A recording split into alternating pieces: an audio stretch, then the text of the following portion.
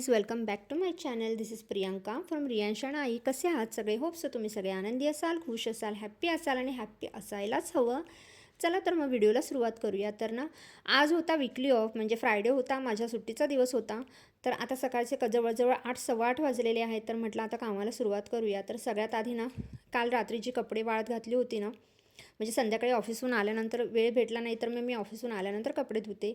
तर ती वाळत घातली होती. वाळत घातल्यानंतर ती चांगली कडकडीत वाळली, म्हणून मग आता सकाळी सकाळी म्हटलं ती काढून त्याच्यानंतर घड्या घालून ठेवाव्यात, म्हणून इकडे एका साईडला काढून ठेवली. आणि त्याच्यानंतर मग अंथरूण वगैरे काढायला घेतलं. अंथरुणांच्या चांगल्या अशा व्यवस्थित घड्या घालायला घेतल्या. ॲक्च्युली काय होतं ना, माझ्याकडे बेड नाही आहे सध्या, मी घेतलेला नाही आहे बेड. घ्यायचा तर आहेच आणि घेतलाही जाईल, पण सध्या मीच नको म्हणते. रियांशचे पप्पा म्हणते घेऊयात एक छोटासा बेड असा, पण मी म्हणते की नको सध्या तरी. सध्या एवढी त्याची काही गरज वाटत नाही आहे मला. आणि जोपर्यंत एखाद्या गोष्टीची खूप इगरली गरज वाटत नाही तोपर्यंत मी घेत नाही. आणि ॲक्च्युली ही जी रूम अशी मोकळी दिसते ना, तर मला खूप छान वाटतं, म्हणून मी म्हणते राहू दे सध्या तरी, स्किप करूयात बेड घेणं. तर कपाटामध्येच बेड नसल्यामुळे इकडे 2 कप्पे असे मी अंथरूण ठेवण्यासाठी केलेले आहेत. तर सगळी अंथरुणं घडी घालून त्या कप्प्यांमध्ये व्यवस्थित अशी ठेवून घेतली. आणि त्याच्यानंतर लगेच बेडरूम ही क्लीन करायला घेतली. म्हटलं झाडूनही काढून घेऊयात पटापट. समोरची ही जी विंडो आहे ना, ती मी कधी ओपन सध्या करत नाही, कारण तिकडे गॅलरी नाही आहे आणि समोर बिल्डिंगच्या कन्स्ट्रक्शनचं काम चालू आहे. तर भरपूर अशी धूळ, गॅलरीमध्येच भरपूर धूळ असते आणि तीच धूळ जर खिडकी उघडली तर सरळ सरळ बेडरूममध्ये येते. त्याच्यामुळे मग मी ती खिडकी उघडणं थोडंसं थांबवते. आणि ही जी समोरची विंडो आहे ती मी कायम थोडीशी ओपन ठेवते, कारण कपडे वाळत घातलेले असतात आणि तिकडनं उजेडही छान येतो. तर छान असे झाडून क्लीन करून घेतली बेडरूम. आणि त्याच्यानंतर इकडे मी माझ्या बेल्स पाल्सीच्या ज्या रोजच्या रुटीनमध्ये ठरलेल्या फेस एक्सरसाइज आहेत त्या करायला घेते. सगळ्यात आधी तर मी व्यवस्थित फेसचा मसाज करून घेते मॉइश्चरायझर लावून. म्हणजे काय ना, ॲक्च्युली जेव्हा मला बेल्स पाल्सी 2 वर्षापूर्वी झाला होता, तेव्हा मला फिजिओथेरपिस्ट आहेत ज्यांच्याकडे मी ट्रीटमेंट घेत होते. जास्त दिवस घेतले नाही, पण जेवढे काही दिवस घेतले त्यांनी मला थोड्या एक्सरसाइज सांगितल्या होत्या. आणि त्याच्यानंतर त्यांनी मला सांगितलं होतं डेलीमध्ये फेसच्या एक्सरसाइज करायच्या. महिन्यातून एकदा फेशियल हे करायचं, म्हणजे करायचं कंपल्सरी. त्याने काय होतात, हे जे मसल्स असतात चेहऱ्याचे ते चांगले ॲक्टिव्ह होतात. तर मी फिजिओथेरपी हार्डली 1 मंथ पण नव्हती घेतली, 2 आठवडे घेतली होती, कारण काहीच फरक पडला नव्हता. कारण माझी जी बेल्स पाल्सी होती ती एकदम हाय लेवलची होती. त्यामुळे त्याच्या रिकव्हरीला फिजिओथेरपी घ्या अगर न घ्या, ती 6-7 महिने मला रिकव्हरीला जाणारच होते.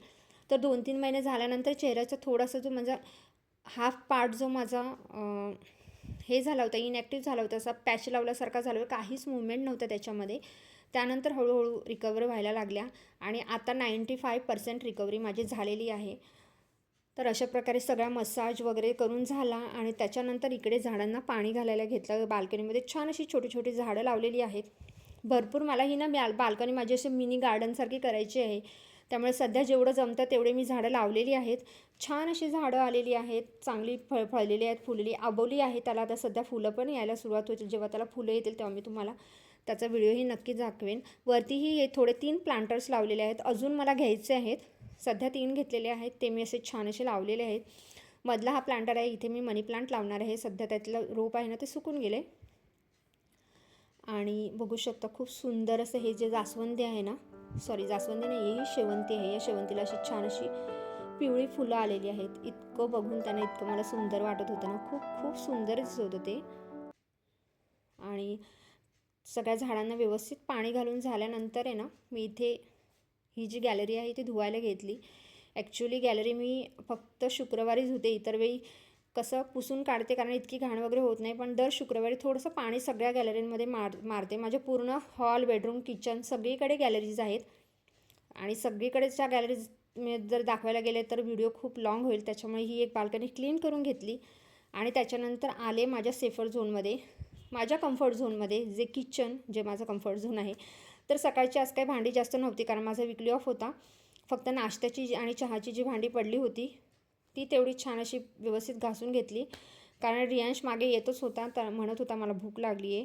सो पटापट ही भांडी आहेत ना ती आवरून घेतली. भांडी जशी माझी घासून झाली ना, तशी लगेच इकडे थोडेसे जे पोहे रियांशच्या पप्पांसाठी बनवले होते ते रियांशसाठी गरम केले आणि रियांशला खाण्यासाठीच दिली. सकाळी जेव्हा पप्पांसोबत त्याला म्हटलं का, तेव्हा तो नाही म्हणाला. तेव्हा त्याला दूध बिस्किट हवं होतं, तर तेव्हा त्याला दूध बिस्किट दिलं. पण आता त्याला भूक लागली होती तर तो बोलला की मला आता पोहे हवेत. तर छान असे पोहे थोडेसे गरम करून त्याला खायला दिले. स्वतःच्या हाताने खातो त्याच्यामुळे खाण्याचं त्याचं मला काहीच टेन्शन नाही आहे. तर तो जसा पोहे खात होता त्याला टी व्हीवर बेबी शार्कचं असं कार्टून मी लावून दिलं होतं वायफाय कनेक्ट करून. तो ते बघत बघत छान असे पोहे एन्जॉय करत होता.